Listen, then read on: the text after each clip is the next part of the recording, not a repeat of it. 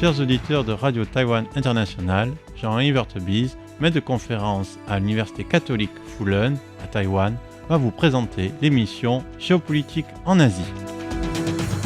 Bonjour chers auditeurs de RTI, nous allons donc commencer un nouveau podcast de notre émission Géopolitique en Asie. Dans la semaine dernière, nous avions parlé donc des élections, un petit point sur les élections présidentielles taïwanaises qui auront lieu donc bientôt et qui sans doute vont avoir une influence sur évidemment les relations entre la Chine et Taïwan au moment où les États-Unis continuent d'armer Taïwan face à la menace toujours possible d'une invasion. Dans cette émission, nous allons revenir en fait sur quelque chose qui s'est passé en Asie, qui concerne en fait la région Asie, on va dire de façon plus large, et qui consiste en fait dans la réunion le 26 novembre 2023, donc un petit retour sur l'actualité, on va dire, moins récente. Il s'agit donc, le 26 novembre 2023, la Chine, le Japon et la Corée du Sud avaient convenu de relancer leur coopération et d'ouvrir la voie à un sommet pour apaiser les tensions entre ces grands voisins asiatiques. Et donc il s'agit de revenir sur cet événement, de comprendre un peu son dispositif, son intérêt et aussi ses limites. Alors, pourquoi ce sommet fin novembre 2023 évidemment, ce sommet intervient au moment où les relations à la fois entre la Chine et la Corée du Sud et la Chine et le Japon sont au plus bas. Donc c'est assez rare du point de vue de Pékin qu'elle se trouve face à une situation, je veux dire, dans l'histoire récente des relations de ces trois pays.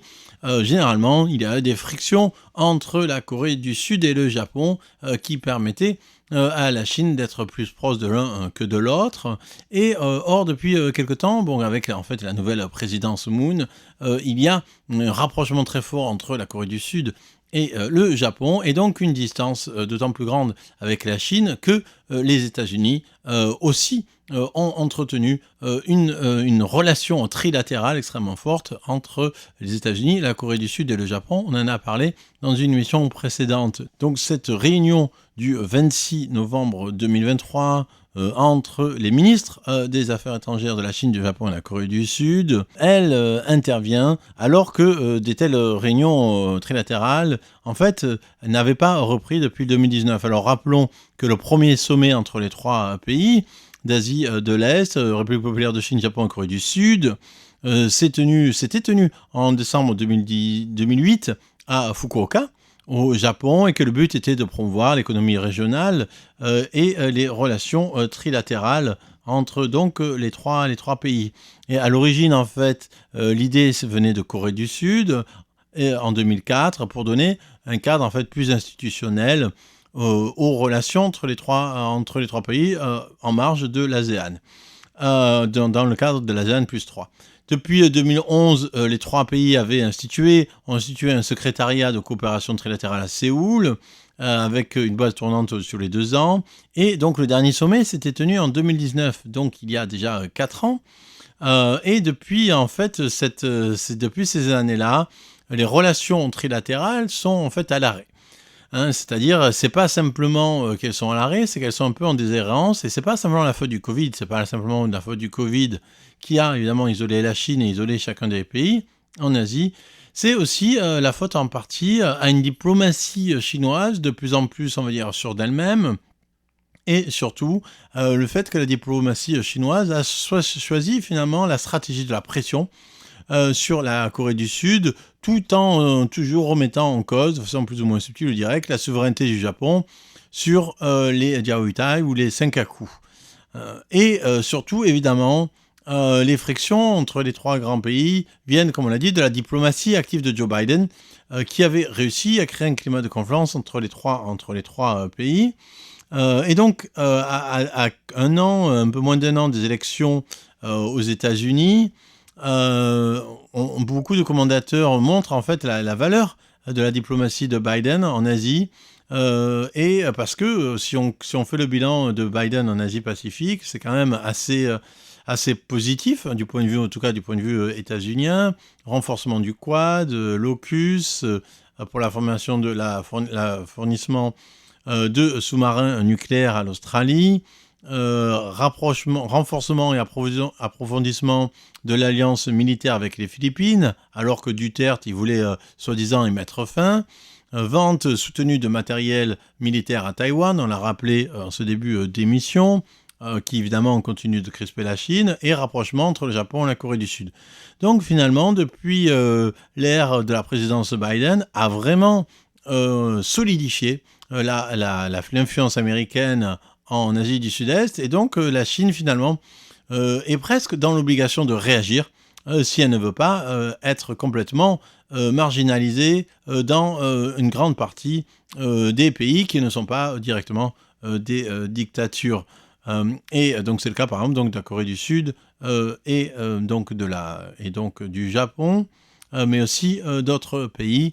comme l'Indonésie, qui a une relation un peu ambiguë, un peu double face avec la Chine. Le problème de ces relations trilatérales entre Corée du Sud, Japon et Chine, c'est que la Corée du Sud, en fait, elle se sent proche de Pékin que si elle peut croire encore au fait que le régime communiste chinois pourrait permettre une réunification, pourrait permettre une pacification des relations avec la Corée du Sud. Or, pour l'instant, Pyongyang n'a saisi aucune perche pour se dénucléariser. Au contraire, maintenant pour Pyongyang, le fait d'avoir l'arme nucléaire, c'est une condition sine qua non de son existence en tant que souverain, en tant qu'État souverain.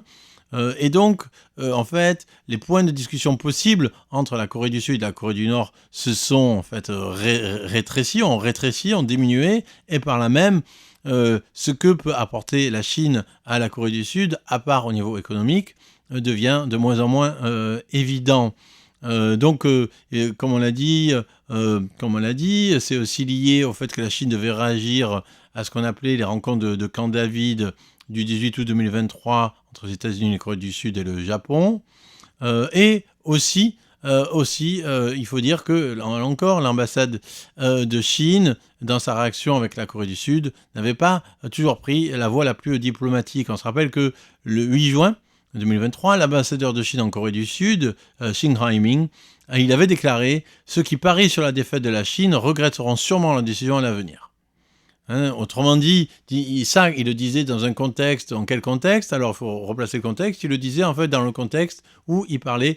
à un ancien ministre de la Corée du Sud, en disant qu'en fait la Corée du Sud ne devrait pas jouer la carte états-unienne contre la Chine, parce que la Chine était l'avenir du monde, l'avenir de la planète, l'avenir de la civilisation, l'avenir de l'homme,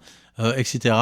Et donc aussi l'avenir de l'Asie. Et donc, il fallait pour la Corée du Sud, en fait, se détacher des États-Unis et revenir vers le giron protecteur de l'Empire chinois. Et ici, évidemment, le problème, c'est que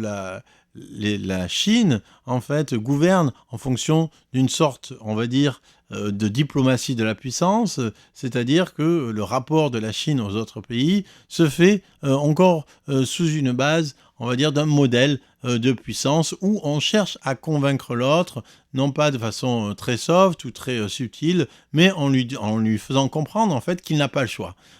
Aujourd'hui, le mode privilégié de rapport de la Chine diplomatique aux autres pays, qu'elle estime, on va dire, inférieur en termes économiques, démographiques, culturels, etc., c'est d'abord de leur faire comprendre que, en fait, ils n'ont pas vraiment le choix et que soit ils s'allient volontairement à la Chine, soit involontairement, c'est aussi ce qui adviendra d'eux, et que c'est surtout aussi, par exemple, le cas pour Taïwan, et que donc, la Chine, c'est un peu ici comme le destin selon les stoïciens, pour les Chinois, pour le gouvernement chinois, c'est-à-dire que soit, en fait, le destin s'accomplira, quoi qu'on fasse, et soit on s'oppose de façon idiote, soit, si on est sage, on accompagne le mouvement du destin, et donc on se trouve finalement mieux que si on résiste au destin, et c'est un peu ce que la Chine dit aux autres pays en se plaçant, elle, comme étant le destin de toute l'Asie, voire du monde. Donc résister à la Chine, c'est résister au destin, et c'est donc aussi vain et aussi inutile que de résister au destin. Et donc ici, la coopération entre la Chine, la Corée du Sud et le Japon se fait toujours sur des bases qui se fait toujours sur des bases assez peu solides et friables, et la volonté en fait de se rapprocher de la Corée du Sud et du Japon pour la Chine semble être en fait surtout une stratégie d'anti-containment à l'égard des États-Unis, plutôt véritablement que, on va dire, d'un intérêt véritable pour ces trois pays. Et c'est aussi, évidemment, ce qui fait douter de la possibilité de recréer des relations de haut niveau entre ces trois pays dans un futur proche. C'était Jean-Yves Heurtebise dans son émission Géopolitique en Asie pour RTI.